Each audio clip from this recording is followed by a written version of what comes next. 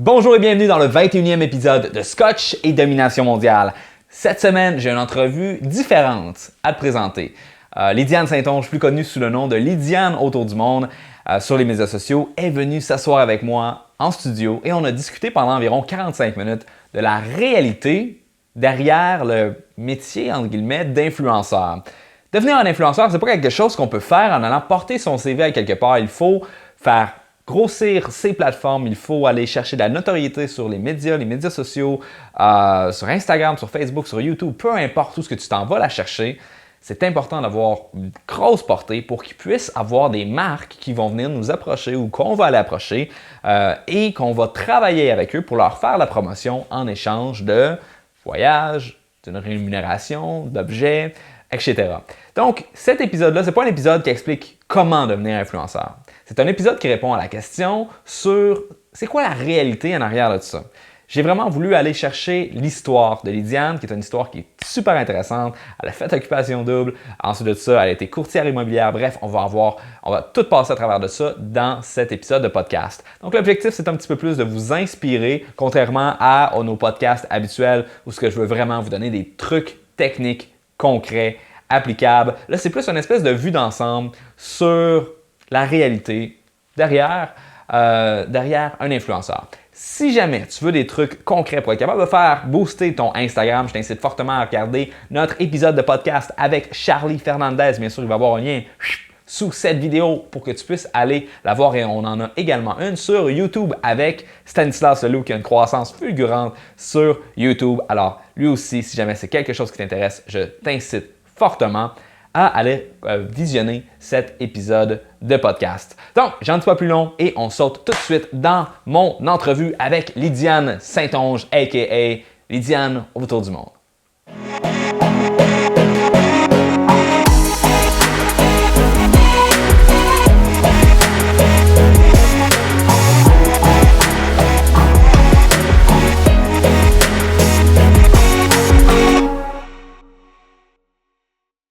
Bonjour et bienvenue dans le 21e épisode de Scotch et Domination mondiale. Alors que certains rêvent de dominer le monde, mon invitée d'aujourd'hui, elle fait le tour du monde. Il s'agit de Lydiane Saint-Onge, que vous connaissez probablement sous le nom de sa page Facebook Lydiane autour du monde, qui a plus de 100 000 personnes qui suivent sa page Facebook, ainsi que son compte Instagram, où il y a plus de 50 000 personnes qui suivent tes activités sur Instagram. Et tu nous confirmes que c'est pas des abonnés achetés, là, c'est tous des vraies personnes dans leur salon, sur leur bol de toilette qui regardent tes posts. J'espère que pas sur le bol de toilette, mais clairement, je savais même pas qu'on pouvait acheter des abonnés. Fait que je te confirme que ce sont des... C'est organique tout ça. Parfait. Fait que c'est vraiment impressionnant et c'est vraiment le fun. Qu'est-ce que tu fais en fait? Pour donner une idée aux gens, toi, tu voyages à travers le monde. C'est ta job à temps plein. C'est voyager, c'est avoir du fun, c'est explorer, c'est rencontrer des gens, c'est rencontrer des cultures. Et on va bien sûr en parler tout au long du podcast. Ceci étant dit, je veux faire un rappel sur t'es qui, d'où est-ce que tu viens, c'était quoi ton parcours, parce qu'on s'est parlé au téléphone un peu, tu m'as expliqué que tu as eu une grosse transformation au niveau de tes croyances, au niveau de tes valeurs, au niveau de tes ambitions. Exact. Et puis, fait qu'on va commencer avec le point 10 ans en arrière, tu as fait Occupation double en 2009. Oui. Je veux pas qu'on en parle longtemps parce que les gens peuvent... C'est bon d'en parler. Ils peuvent aller regarder, probablement qu'il y a des extraits sur Internet. Même pas, j'en ai cherché, j'en ai pas trouvé. Ouais. C'est triste. C'est triste. Non, mais je pense que notre année était trop plate. Sérieux, il s'est pas passé grand-chose. Les nouvelles, ils brassent pas mal. C'est pas comme si j'écoutais ça, de toute façon. Je sais pas trop, mais que chez nous, ça a pris, je pense, c'était 5 semaines avant qu'il y ait eu un premier French à Occupation double. 5 semaines, là, c'est long. C'est long. Là. Okay. C'est long, il se passe pas mais grand-chose. fait que les gens, s'ils veulent regarder les conversations sans French, ils peuvent peut-être essayer de trouver des extraits, puis si jamais ils en trouvent, ils vont aller les publier dans les commentaires. Donc, moi, ce que je veux que tu me dises en lien avec ça, c'est t'étais qui? OK. C'était quoi tes buts dans la vie, tes objectifs? Comment est-ce que tu te décrivais comme individu? OK, ben avant Occupation double, pré-Occupation double, j'étais une fille qui avait étudié en gestion hôtelière. Et le but d'étudier en gestion hôtelière, c'était de travailler dans des hôtels partout dans le monde. J'avais déjà cette fibre de voyage-là depuis bien longtemps. Et finalement, je suis allée vivre en Suisse. J'ai travaillé en Suisse et j'ai appliqué pour devenir une résidente permanente, donc avoir un permis pour travailler là longtemps. Et j'ai été refusée, donc kickée hors de la Suisse, pour revenir de force au Québec. Et quand je suis revenue au Québec, j'étais un peu déprimée, puis je me suis dit, je suis pas prête à aller étudier à l'université. Fait que je suis partie à Montréal et j'ai envoyé mes CV un peu partout, dans des jobs que j'étais pas qualifiée pour, dont une qui était représentante des relations publiques pour une firme de physiothérapeute. J'ai travaillé là pendant presque 1 an et j'ai été déprimée là, fois 1000. C'était une job de 8 à 5, du lundi au vendredi, 2 semaines de congé par année. Ça prend 1 an avant que tu aies 2 semaines de congé. Ouais. Fait que ça a été dur d'avoir à travailler pour quelqu'un, d'être limitée dans mes horaires, etc. pour partir en voyage. Et j'étais bien déprimée. Et il y a un soir, il y a une de mes amies qui m'a appelée et qui m'a dit « Hey Lydiane, t'as-tu déjà entendu parler d'Occupation Double? » Là, j'étais comme ben ouais, mais j'avais pas vraiment regardé les émissions. Et elle me dit « Ben, il y a les auditions demain. » Et l'émission se fait en République dominicaine. J'étais comme « Oh, République dominicaine. Je suis célibataire. J'étais un peu déprimée par ma job. Je pense que c'est la solution. » Fait que je me suis présentée aux auditions. 2 semaines plus tard, j'ai été rappelée pour les 2e auditions. Puis j'ai comme fait « Yes, c'est ma clé pour sortir de ma job. » Donc j'ai appelé mon boss. J'ai démissionné en lui disant pas où je m'en allais. Tu pognes de quoi? Il a pogné de quoi, mais il a compris parce qu'on n'a pas le droit de divulguer. Quand on est arrivé par Occupation Double, t'as pas le droit de divulguer que tu vas faire une émission de télé. Et donc, j'ai démissionné et je suis partie pour Occupation Double et certainement pas pour trouver l'amour, mais parce que ça se faisait à l'étranger et qu'on allait faire des super de beaux voyages. Ouais. D'ailleurs, j'ai justement regardé une coupure de journal juste avant de ce temps-là, parce que je suis en train de faire des petites recherches. Là, ça disait que t'étais pas vraiment en amour, je pense, avec Jean-François, puis que ton seul regret, c'est de pas avoir fait le safari en Afrique. Mais tu sais pas quoi? Ce midi, je mangeais avec Jean-François. Ah ouais? Ben oui, on se voit encore pour le fun, on se parle une fois de temps en temps, puis il est encore mon très bon ami, mais en effet, j'allais pas là pour l'amour, puis j'allais pas là pour rencontrer des gars. On dirait que je me disais, je suis déjà ultra difficile dans la vie, c'est quoi les chances que sur 7 gars, il y en a un qui fasse l'affaire? Ouais. Fait que non, j'étais comme plutôt déçue de pas avoir fait cette affaire en Afrique que j'étais allée faire plus tard, de toute façon. De toute façon. Mais c'est ça qui était là, c'est que justement, tu sais, dans cet article-là, t'étais comme, c'était la chance d'une vie, là, et puis j'étais... Et puis, mais c'est le fun de voir que déjà à cette époque-là, t'avais déjà une passion marquée pour découvrir le monde. Depuis bien longtemps. C'est cool, parce que là, t'es en train de vivre ce rêve-là. Ouais. Fait après Occupation Double, tu m'as mentionné que t'étais courtière immobilière. À Trois-Rivières. Ouais.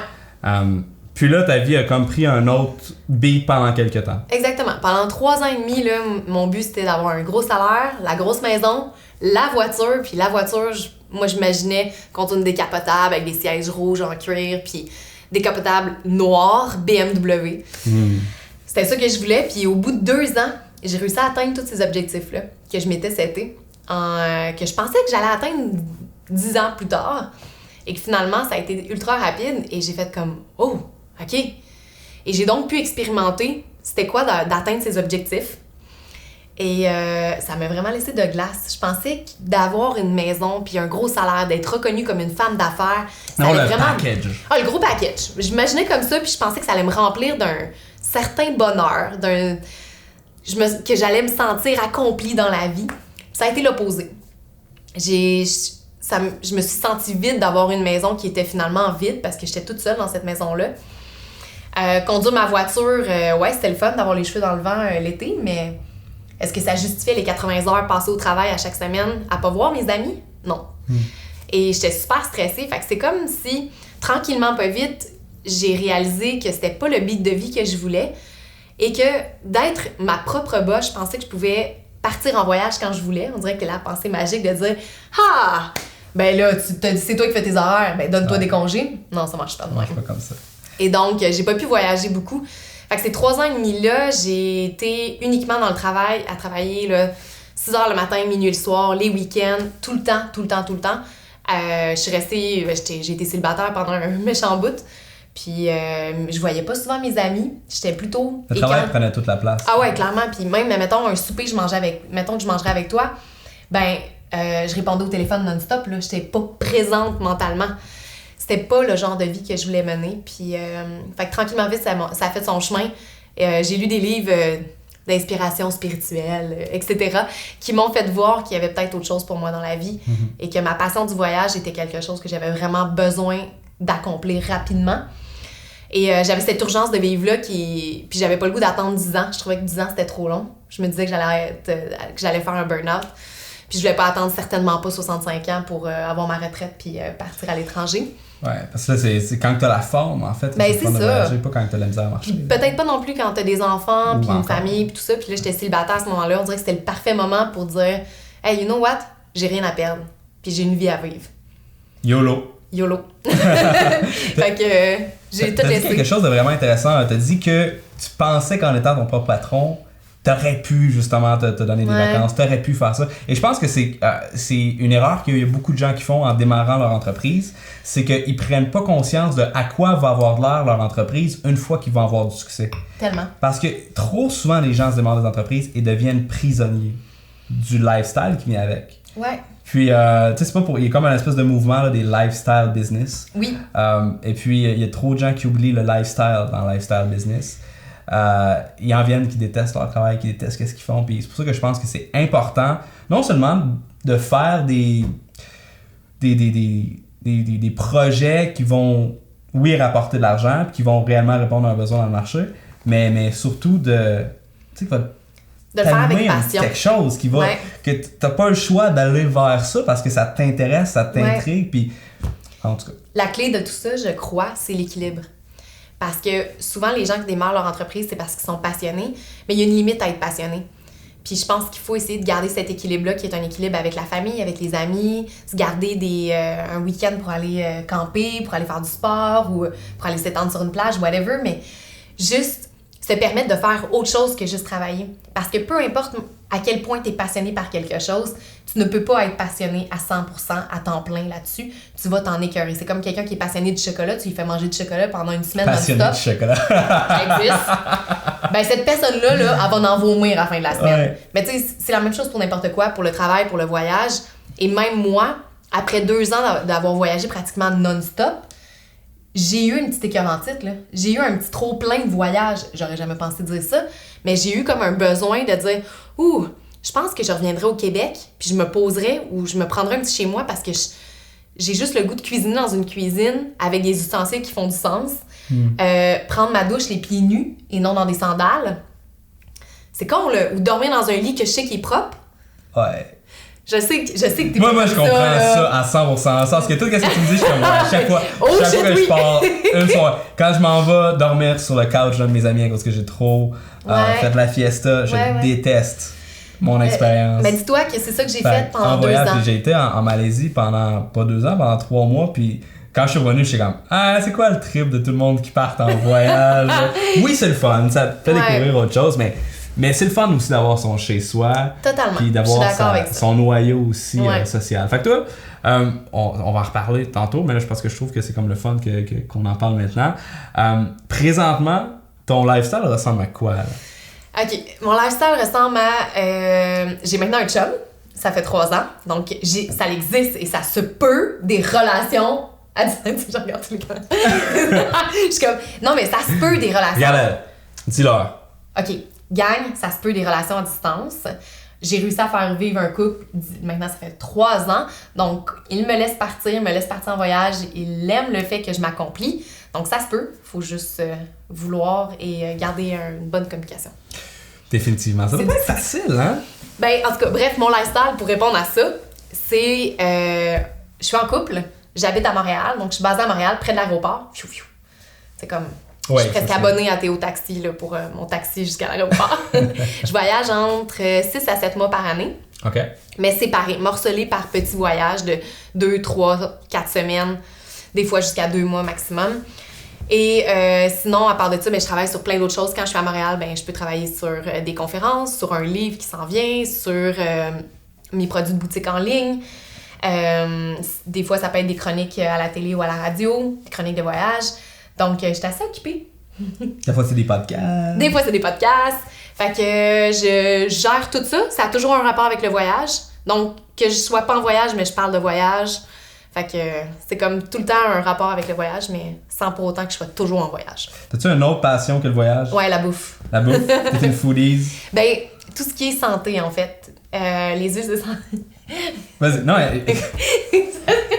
J'ai peur que tu me juges. non, mais même si moi je te juge, les gens qui écoutent vont pas te juger. Ok, merci. Non, j'aime savoir que peut-être les gens me jugeront pas. Je tripe sur tout ce qui est les huiles essentielles. Moi aussi. C'est une joke? Ouais. Ben, ouais. J'ai de l'avocat pour faire mes œufs le matin? Oui, ok. Ce n'est pas une huile essentielle. Ok. Donc, tout ce qui est la naturopathie, la nourriture ultra santé, bio, les smoothies, etc. Puis, je tripe sur les sports. Je suis une grande passionnée des sports, peu importe le sport. En général, un week-end, si ça n'implique pas une journée complète à faire des sports à l'extérieur, je vire folle. Bref, donc, fait, pour être capable d'avoir justement là, c'est une lifestyle business / influenceur, pour être capable d'avoir ce statut-là, effectivement, tu as l'air d'avoir une vie assez intéressante.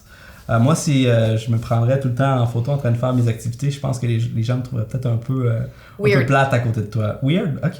Mais non, mais c'est quoi? Tu vas te prendre une photo avec ta couverte de poils, genre? Oui, donc aujourd'hui, je suis dans le poil, beaucoup de poils. Ça, c'est ce que je fais toute la journée. Bon, moi, je refuse d'être assis dans un divan avec des trucs d'animaux. Ouais, je mange pas de viande. Voilà. Ok. Le Je respecte les coussin animaux. en arrière, il est en lapin. C'est mieux. C'est en cuir, ça, en plus. C'est en cuir. Oh mon Dieu! On est également sur une peau de vache. Oh là là là Mais là. t'as tes souliers, fait que tu y touches pas Au moins, directement. je touche pas. Tu m'excuses pour ça, j'aurais dû faire mes recherches. J'aurais tout recouvert de tissu. Ça n'enlève pas le fait que t'es chez toi. Bref. Tu sais, pour dire qu'en 2013, Oui! ok, tu t'es dit que c'était pas le style de vie que tu voulais avoir. Ouais. De tout le temps travailler sans arrêt, prendre des appels. Fait que du jour au lendemain, je sais pas si c'est arrivé vraiment Non, du jour au lendemain ou si le processus a été graduel. Quand mais même. de ce que j'ai vu, tu as publié une vidéo qu'on va d'ailleurs mettre dans le, Ah, ok, dans le oui. podcast. Bonjour, bienvenue sur ma page Facebook. Je voulais vous faire un petit mot de bienvenue à quelques jours de mon départ. Donc, pour ceux qui ne me connaissent pas, je m'appelle Lydiane Saint-Onge, j'ai 26 ans, je viens de Trois-Rivières, j'étais courtier immobilier dans la vie. J'avais un très beau réseau d'amis, une très belle vie en fait. Puis, tout s'apprête à changer parce que je vends mon condo, ma voiture, mes vêtements, mes meubles. Je quitte ma carrière pour réaliser mon plus grand rêve, celui de faire le tour du monde. Pour une durée indéterminée. Je veux voyager, je veux travailler ailleurs, je veux rencontrer, je veux vivre plein d'aventures. Je vous invite à me suivre, ça va être fou. Il va y avoir des vidéos, des photos, des conseils aussi pour les voyageurs, parce que moi, je voyage backpack. Puis, je vous invite en fait à liker ma page, à la partager pour qu'il y ait plein de gens qui puissent me suivre dans ma grande aventure. Fait que à très bientôt. Donc, tu as publié cette vidéo-là et tu t'es lancé. Oui, ben j'ai démarré une page Facebook qui était destinée à ma famille, mes amis, parce que je voulais juste pas inonder ma page Facebook personnelle de photos de voyage. Je m'étais dit, ceux qui veulent voir des photos de voyage vont juste s'abonner à une petite page, et je l'ai nommée pour le fun Lydiane autour du monde. J'ai eu une belle surprise en dedans de 24 heures quand j'ai démarré la page et que j'ai mis la petite vidéo en ligne qui était vraiment juste pour expliquer à mes clients un peu ce désir-là de partir et de suivre mes passions. Ben, en dedans de 24 heures, j'ai eu 4000 personnes qui me suivaient. Et en dedans de 4 jours, donc ça, c'est 4 jours avant mon départ. Donc, la journée du départ, j'étais rendue à 10 000 abonnés. J'ai fait « Wow! C'est quoi qui se passe? » Je m'attendais comme pas à ça. Fait que j'ai fait « Bon, je m'énerve pas avec ça. Je vais publier, je vais partager des petites photos ici et là pour le plaisir, comme si je parlais à ma famille ou à mes amis. Puis advienne que pourra. » Je suis partie, puis moi, dans le but de la première année, je voulais me donner vraiment le plus de vacances possible. Donc, c'était une année de vacances et de tout... Je dépense tout mon argent. C'était ça le but. Mission réussie. J'ai tout dépensé.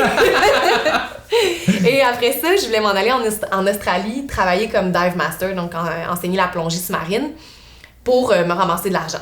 Et finalement, au bout d'un an, j'ai vu que j'étais rendue à 35-40 000 personnes qui me suivaient.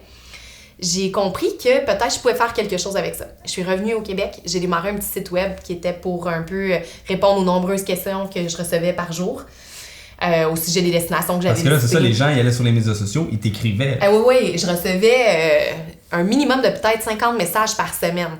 Maintenant, je suis rendue à une trentaine par jour. Ouais. Je peux plus répondre. C'est plus possible. Mais à ce moment-là, je répondais à chaque personne, puis je répondais aux commentaires, je prenais ce temps-là. Et je réalisais qu'à un moment donné, ça me bouffait énormément de temps et je répétais un peu les mêmes choses. Fait que c'est pour ça que j'ai décidé de partir un site web qui allait répondre aux questions générales de la plupart des personnes. Et en partant ce site web-là, quand je suis revenue au Québec, il y a eu des commanditaires qui m'ont appelé, comme GoPro, qui ont été les premiers qui m'ont appelé, ils m'ont dit « Hey, ça te tenterait-tu de devenir ambassadrice GoPro? Puis, on te donne un petit peu d'argent, on te donne une GoPro. Merci, bonsoir. » J'ai fait « Je saute au plafond. » Je capotais. Et après ça, ça a été une Everyday Sunday, une marque de bikini, L'Accordé, etc. Puis je me suis ramassée avec 5 marques en dedans de 2 mois qui étaient prêts à embarquer un peu dans l'aventure sans que je les sollicite. Et j'ai comme fait, je pense que je vais être capable de payer une partie de mes voyages de cette année. Et finalement, c'est Évasion qui m'ont contacté et qui ont comme travaillé sur une idée d'émission de télé avec moi. Et donc, pour la 2e année, j'avais donc une émission de télé plus 5 commanditaires. J'ai payé toute mon année de voyage. J'ai flobé tout, là, j'ai rien gardé au final, mais j'ai fait une superbe 2e année de voyage. T'as plus ta BMW? Non, je l'avais vendue, j'ai perdu 20 000 dessus en la vendant. Quel fail! Aïe. Fait que t'as été quand même chanceuse de ce que je comprends, t'as pas fait de démarche pour aller les chercher, c'est eux qui sont venus à toi. Ouais, il y avait quelque chose de magnétique un peu avec ton projet, avec ta marque, avec l'authenticité de ton message. C'est encore un peu... je pourrais pas dire qu'est-ce qui s'est passé, puis même si je parle à des spécialistes Facebook comme toi, on comprend toujours pas qu'est-ce qui s'est passé, à part question de timing, question de ça parle aux gens parce que j'ai tout laissé tomber, j'ai laissé tomber ma job et j'ai accompli un rêve qui a peut-être plusieurs rêves secrètement. Fait que je sais pas, c'est un mélange de ça, de l'authenticité dans la façon que je partage mes choses sur les réseaux sociaux. Donc, puis que j'avais pas ce désir-là au départ de vraiment devenir populaire ou connu avec ce blog-là. Fait qu'il y avait une question qui était très... Je pense qu'on le sent quand un blogueur essaie de faire quelque chose pour être populaire ou pour être connu. C'était pas mon cas, puis c'était pas mon but non plus. Mm-hmm. Fait que je le faisais pour le plaisir. Mais justement, j'ai vu dans le journal, c'était une jeune dame, elle avait 26 ans, elle était pas bien. Puis ça disait qu'elle s'était endettée de plus de 10 000 $ pour être capable de devenir un influenceur Instagram. OK.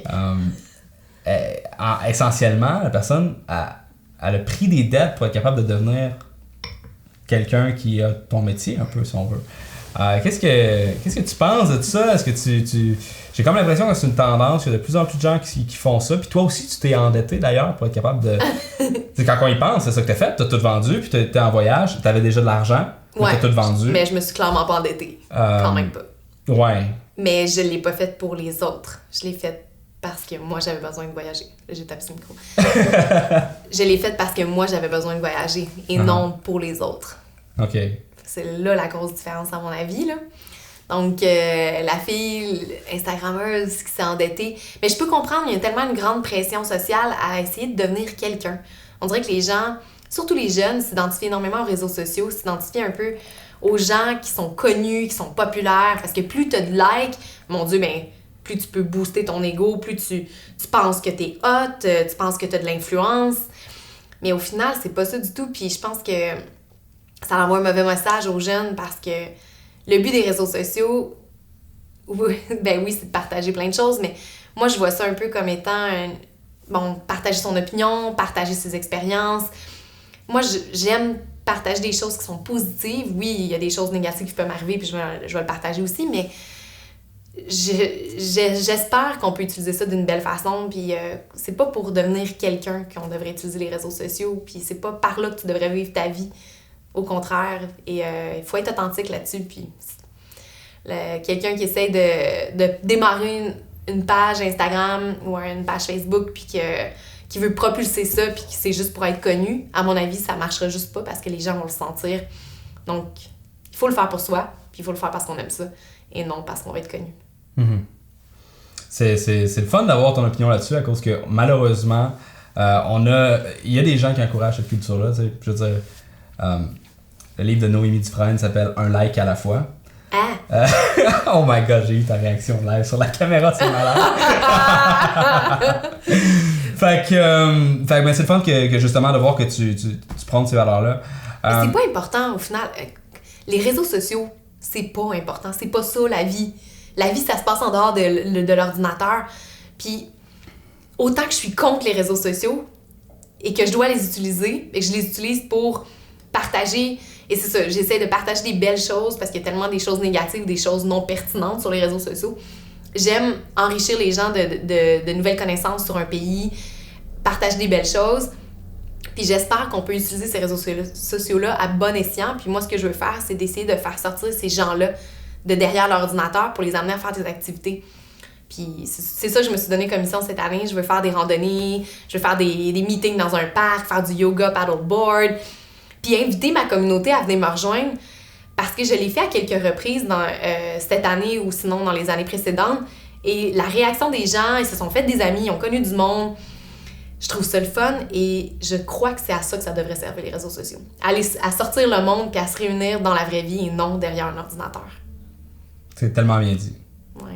C'est tellement bien dit. Puis par rapport à ce que tu disais sur comme la popularité sur les médias sociaux, ouais. Ou encore comme parce que la personne a fait ça parce que il y a des influenceurs qui sont payés 2, 3, 4, 5, 6 000 $ par publication. Ouais. Fait qu'ils font ça aussi pour l'attrait de l'argent. Et puis souvent, pas juste souvent, comme la plupart du temps, quand on veut devenir populaire, c'est une conséquence de d'autres choses. Toi, ça a été une conséquence de ta passion, puis de ton engouement, etc. Puis financièrement... je dépendais pas de ça. Ouais, tu dépendais pas de ça. Puis tu sais, moi, je peux faire le parallèle. Tu sais, comme là, oui, il y a beaucoup de gens qui me connaissent à cause qu'ils ont téléchargé mon e-book, etc. Mais l'objectif, ça n'a jamais été de devenir populaire, c'est juste de vendre ma formation. Exact. Puis ensuite de ça, ma formation, l'objectif, ça n'a jamais été de faire une formation. Moi, c'était de me trouver un emploi. J'ai commencé à bloguer parce que je voulais avoir quelque chose d'intéressant à proposer aux gens qui voulaient m'embaucher. OK. Et puis, malgré moi, mon site a commencé à avoir du trafic. J'ai eu une audience qui s'est développée, puis ils m'ont demandé des produits. Fait que c'était pas la motivation principale. Je pense que si c'est ta motivation principale, tu vas juste pas continuer quand ça devient difficile. En effet, puis t'as pas la bonne motivation pour faire ça, à mon avis. C'est comme, mettons, gravir une montagne, gravir le Kilimanjaro pour aller prendre une photo au top. À mon avis, c'est pas la meilleure motivation, dans le sens que je pense que pour passer à travers toutes les difficultés physiques, il va te falloir bien plus que ça, puis il faut que ça vienne de bien plus profond que juste une photo pour bien. Mais en même temps, là. Ouais, en même temps, moi je vais prendre l'avocat. Non, mais go. Dans ton quotidien, des fois tu l'oublies, là, c'est quoi ta passion. Des fois ça te tente juste pas. Des fois t'es démotivé. Tu penses pas, toi, que les motivations externes peuvent être utilisées? Parce que l'important, dans le fond, c'est le résultat. Oh non, moi je suis pas d'accord avec ça. L'important, c'est le chemin que tu fais et que tu parcours jusqu'au résultat final. Mais le résultat en soi est un objectif habituellement. Puis le chemin que tu parcours est aussi important, sinon plus que ce que je veux dire, c'est entre rester où ce que tu es présentement puis juste pas faire de chemin ou avancer vers quelque chose. Trouve-toi une autre motivation. Je vais être carré comme ça, mais fait dans que les le jours sens... que ça te tente pas, faut pas que tu essaies de te donner une carotte. Faut que tu restes couché. Tu écoutes la TV. Ça va venir, la passion va revenir. Attends, you're gonna be fine. OK. Là, par expérience personnelle, il m'est rarement... Je veux dire, j'ai pas une motivation qui vient de l'externe. Je vais me trouver d'autres motivations, mais une motivation qui vient de... je vais être connue, je veux... je sais pas, là, comme la fille qui veut être connue et populaire. Ben, je pense que c'est pas louable comme objectif. Puis, à mon avis, il y a des plus beaux objectifs où elle peut se trouver d'autres passions qui viennent de plus profond, qui vont la faire lever de son lit puis la motiver. Parce que cette motivation-là qu'elle s'est trouvée d'être connue ne la motivera pas tous les jours. Clairement pas. Et elle va se démotiver bien plus rapidement.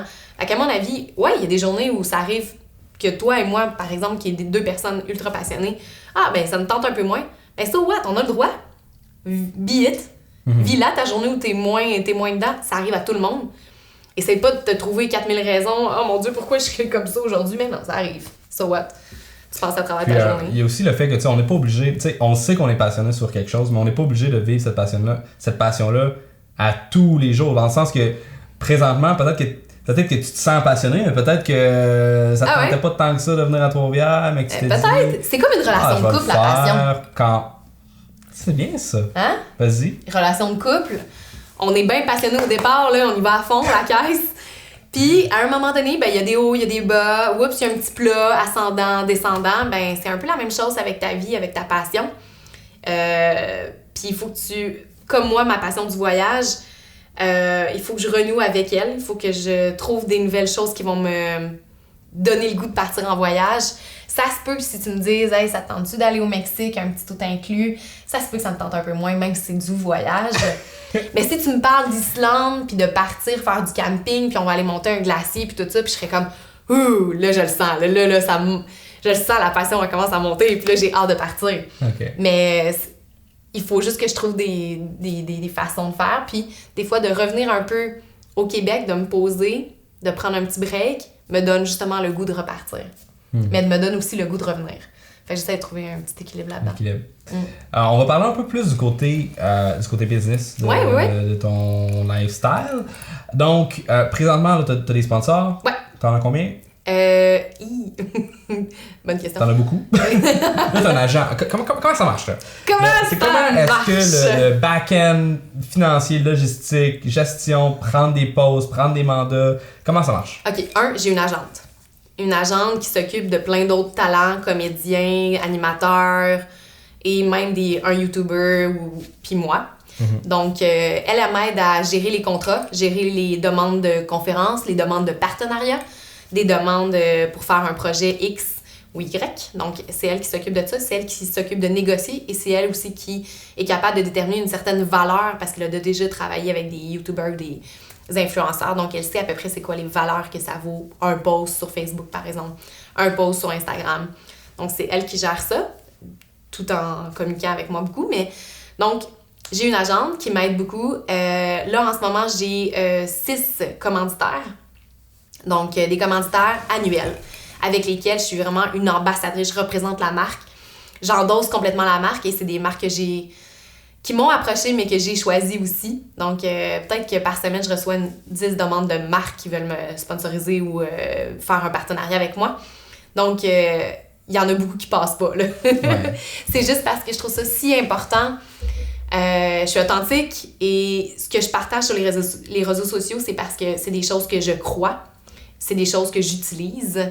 Donc, les commanditaires avec lesquels je m'affilie, ben, c'est des marques que j'aime depuis toujours et depuis très longtemps.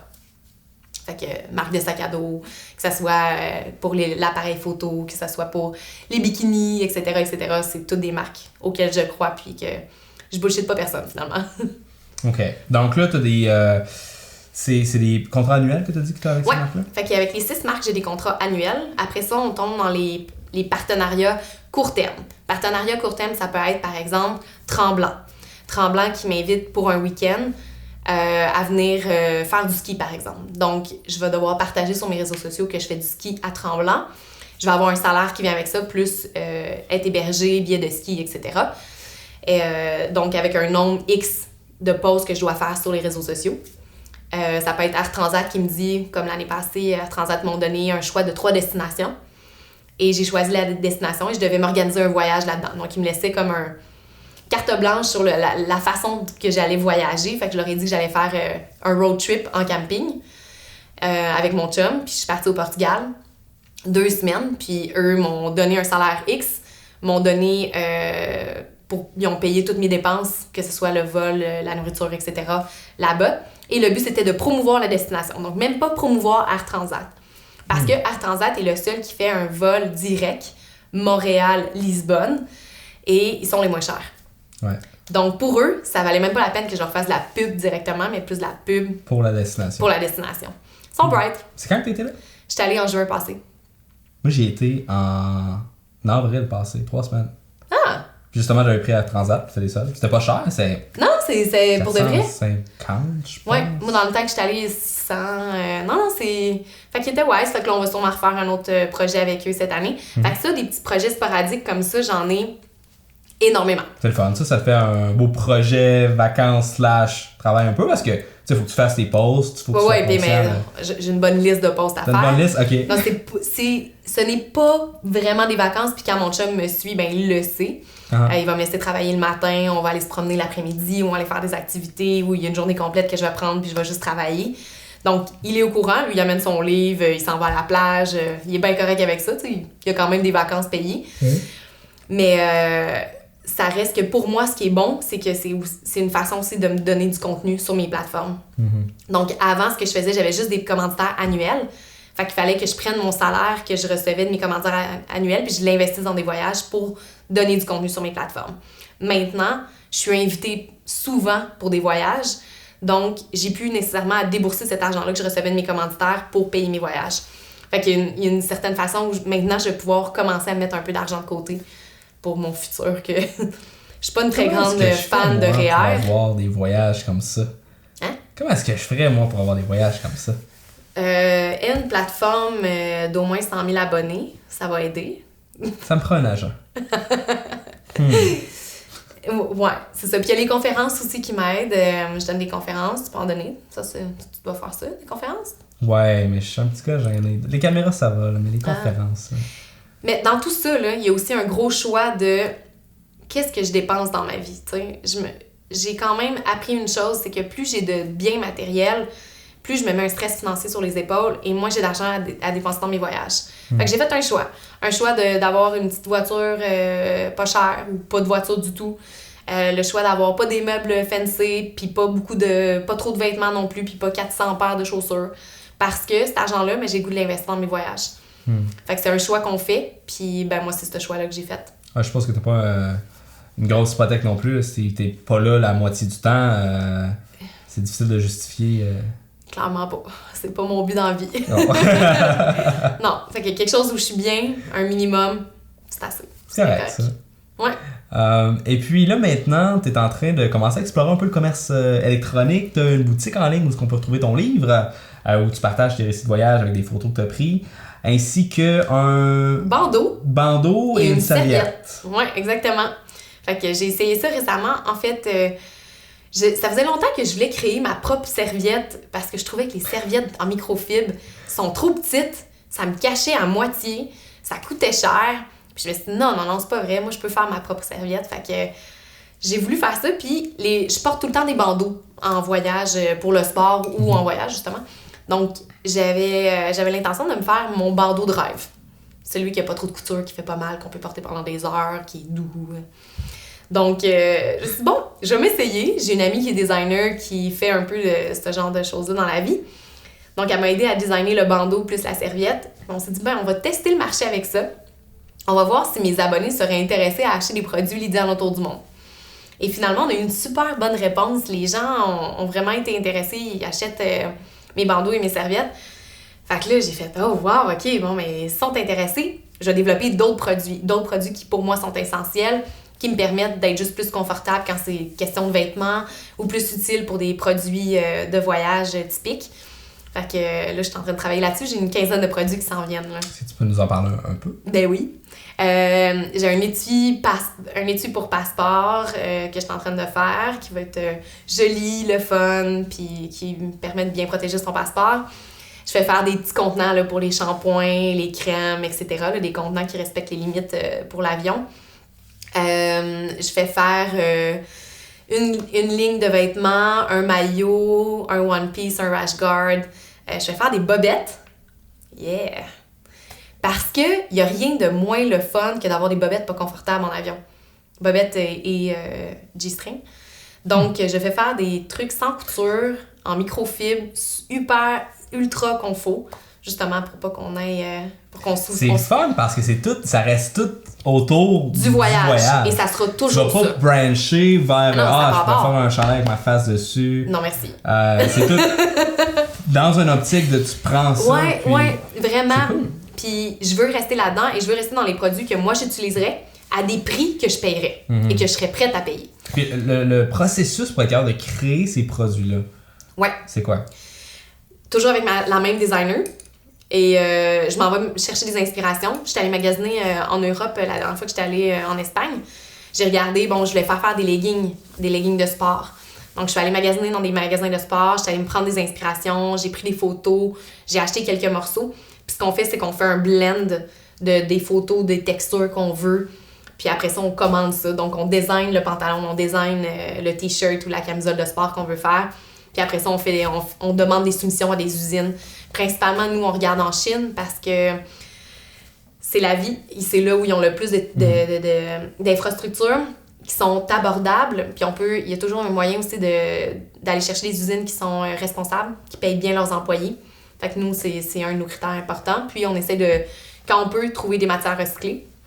Donc c'est un peu notre façon de faire. Mais comme le bandeau en ce moment est fait au Québec, mais on peut pas tout faire les produits au Québec, c'est impossible, ça coûte une fortune. Ouais. C'est une réalité qui est vraiment dommage.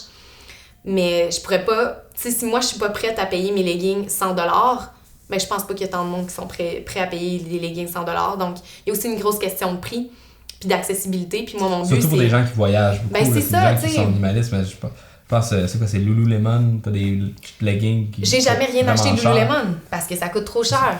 Puis moi, en tant que voyageuse, si je consacre mon budget principalement au C'est voyage... drôle que j'ai eu une référence culturelle féminine à partager. Bravo. Je suis fier.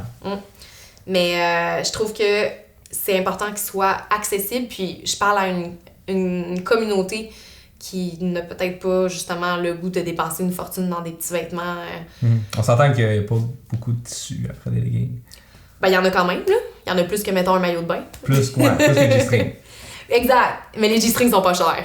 Tu vas voir ça. Et puis au niveau de la logistique, parce que là, tu fais faire ça en Chine, ils shippent ça au Canada, puis toi, chez toi... avec Je ship des... ça au Canada. On reçoit ça. C'est ma designer qui reçoit ça, soit chez elle ou elle vérifie tous les produits. Après ça, elle me les envoie chez moi ou chez ma mère.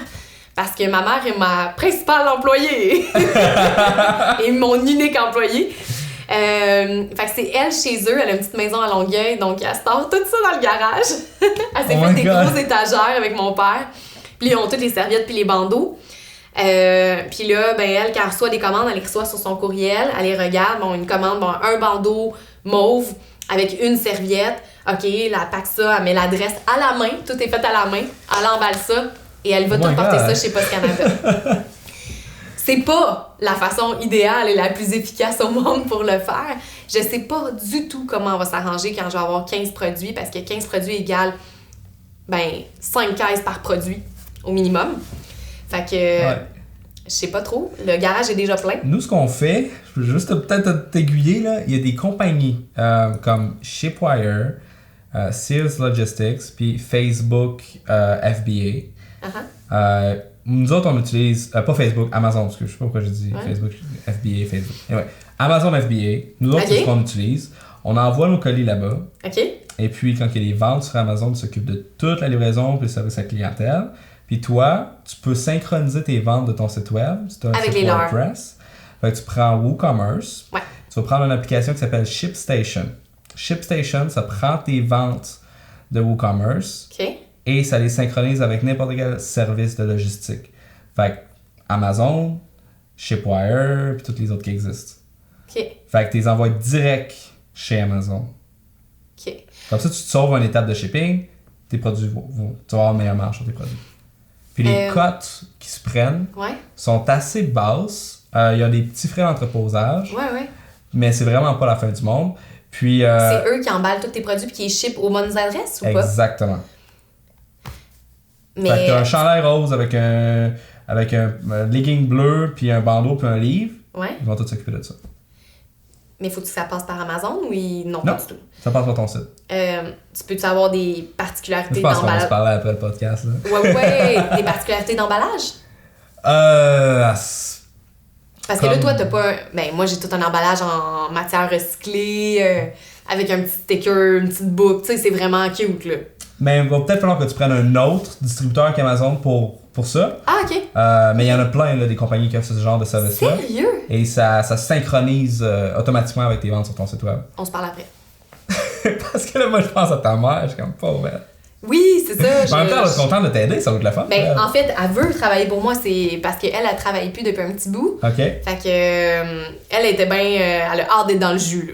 Bon. Elle est super bonne et ultra minutieuse. J'aime le fait que c'est quand même un service à clientèle Oui. d'ici. C'est ultra rapide, là. La personne, elle commande aujourd'hui, demain matin, il est dans le poste, le surlendemain, il est chez eux, tu sais. C'est hot. C'est Ouais. plus rapide qu'Amazon. C'est cool. Ouais. Probablement. Fait qu'il y a ça aussi, il y a ce côté humain-là que j'ai le goût de garder, à voir. À voir si... Mais si ça grossit assez, là, peut-être que justement, ta mère va pouvoir être en charge du département de logistique. Ouais, c'est ça. T'imagines? Ça va devenir une big shot, là, elle va être tout le temps avec son téléphone en train de prendre des appels. Pour toi. Là, toi, tu vas être en train de voyager, t'es comme papa, je suis occupé. Mais j'aimerais tellement ça avoir une boutique, ça c'est un de mes petits rêves, là, mais d'avoir une boutique physique. Ok, ben justement, on va parler, tu sais, dans les dernières questions, on va parler, c'est quoi tes plans Ah, ok, cool. futurs pour Lydiane autour du monde? Tu parles de boutique physique, boutique en ligne. C'est quoi ta vision sur 2/5 ans? Eh boy. Ça m'angoisse tout le temps, ces questions-là. Genre une vision long terme. Parce que je pense que de toute ma vie, j'ai tout le temps eu un peu de difficulté avec les engagements, puis me dire, dans un an, je sais pas ce que je vais être. Dans un an, c'est loin. Puis dans un an, en même temps, c'est demain matin. Ouais, c'est ça. Mais pour répondre, mettons, vite à ta question, j'ai plein de rêves, plein d'objectifs, à voir si c'est ça sur lesquels je vais plancher dans les prochains temps. Mais clairement, oui, la boutique en ligne, qu'elle devienne de plus en plus grosse, que j'aie des beaux produits qui soient reconnus, que les gens aiment beaucoup et que la qualité soit là aussi au rendez-vous et le prix soit bon. Maintenant, j'aimerais ça avoir une boutique physique.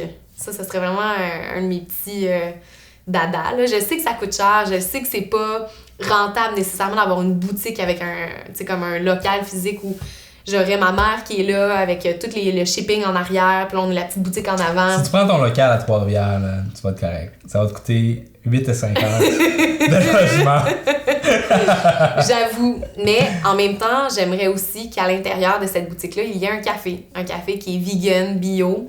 Puis ce café-là soit propice à des rencontres de voyageurs ou ce qu'on peut faire des petits événements voyageurs, etc.